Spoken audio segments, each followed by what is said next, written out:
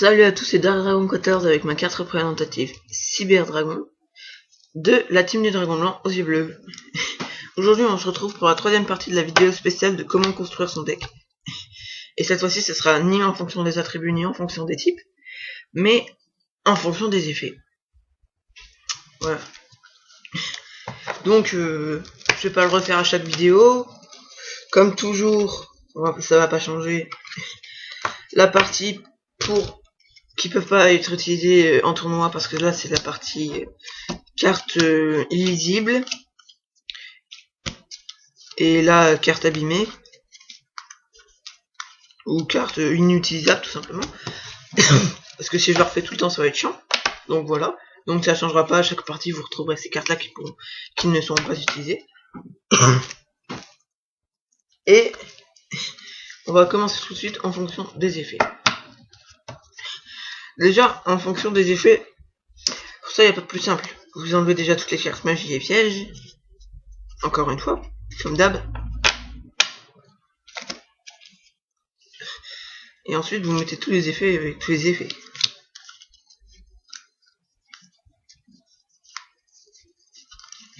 Voilà, donc là on montre plein de monstres à effet.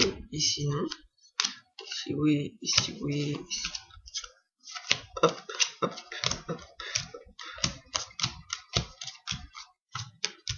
Donc là c'est plein de monstres sans effet.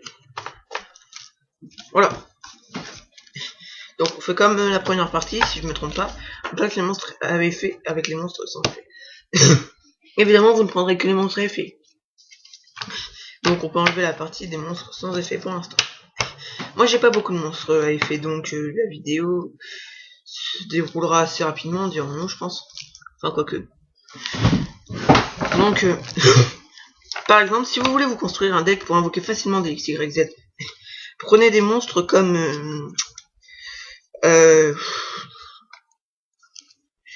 Goblinberg, imaginons. Son effet, c'est lorsque cette carte est invoquée, on peut la changer en position de défense pour invoquer depuis sa main un monstre de niveau 4 max.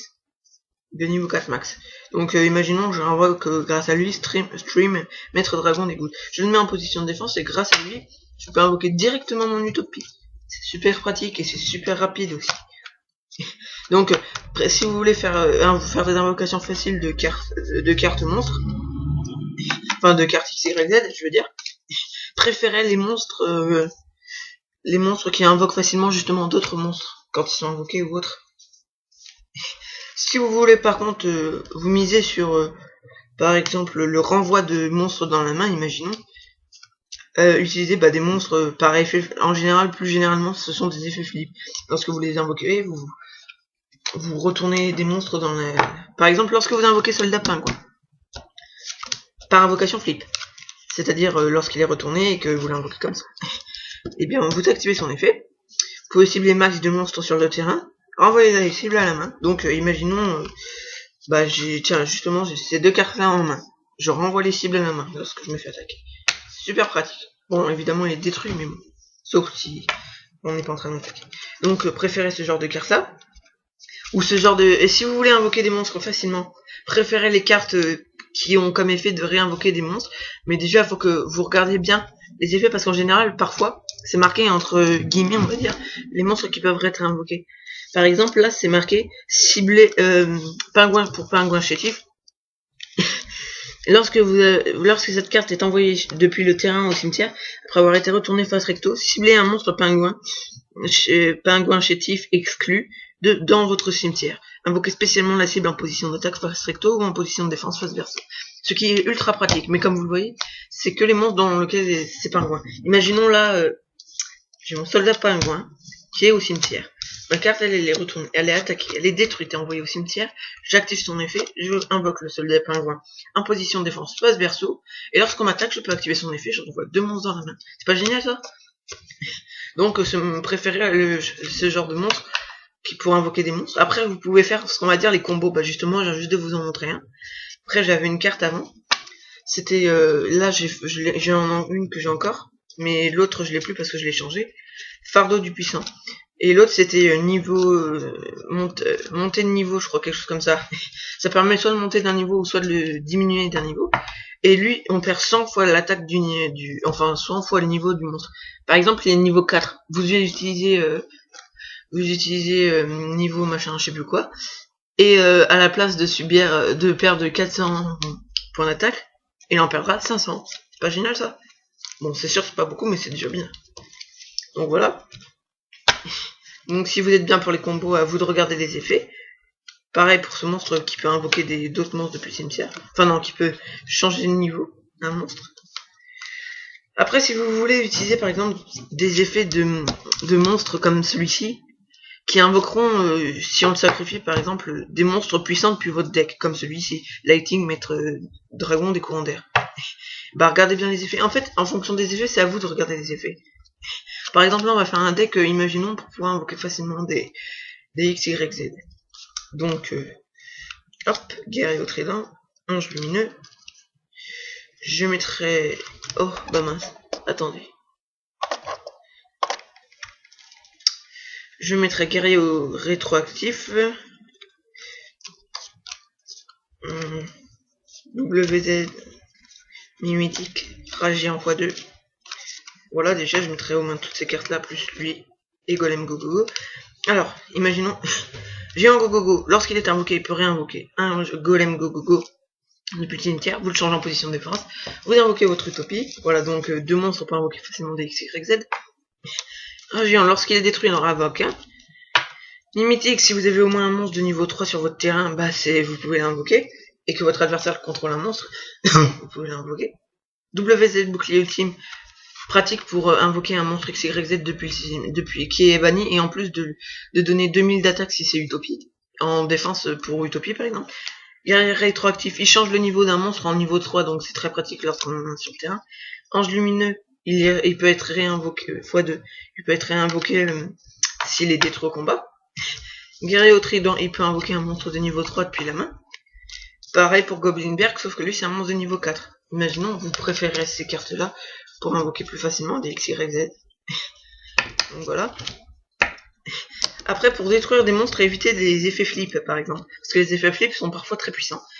Bah, vous utilisez des monstres qui peuvent, par exemple, qui annulent leur propre attaque, mais qui, en échange, détruisent le monstre qu'ils ont attaqué. L'effet flip ne peut pas être activé, du coup.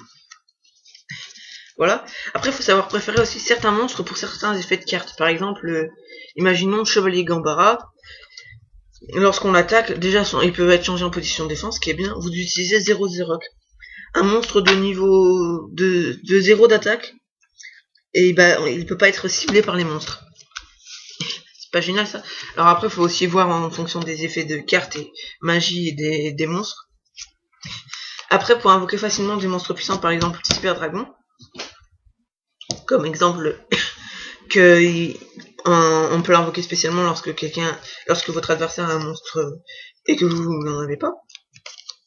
Donc voilà. Après, c'est à vous de classer en fonction des effets. Faut pas prendre des monstres que vous savez qui ne pourront pas vous servir. Par exemple, imaginons Ange déchu désir. Il est bien comme monstre. Mais pour l'invoquer, il faut... Enfin, pour l'invoquer, par exemple, il faut un monstre de type elfe. Vous n'êtes pas obligé, je crois. Mais c'est bien d'avoir un monstre de type elfe. Comme ça, vous pouvez l'invoquer facilement. Regardez bien, lisez bien un conseil que je peux vous donner. Lisez bien les effets avant de les mettre dans votre deck, parce que sinon, vous n'y arriverez jamais. Après, il faut classer en fonction des magies aussi. Voilà, donc fardeau du puissant et tout. Là, si vous voulez des monstres XYZ, bah ça c'est très efficace, pareil pour ça. Si vous voulez détruire des monstres facilement, bah interruption de Regaiki par exemple. Ou trappe. Cylindre magique pour annuler une attaque. Pour réinvoquer un monstre, appel de lettre hantée. Pour augmenter l'attaque, boost d'ego. Pour réinvoquer un monstre, Monster Reborn. Pour détruire un monstre, fissure. Pour détruire un monstre ou une carte magie ou piège, bah ça voilà. Hop. Donc après vous triez, vous avez qu'à regarder les effets des magies ou des pièges. Et comment dire. Et bah vous retriez en fonction. Donc voilà. Je peux pas vous en dire plus après.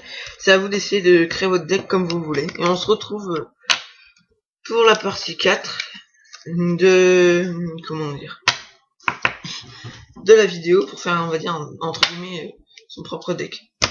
Quand on n'a pas forcément beaucoup de cartes. Donc, bah, salut et à tout de suite pour la partie 4.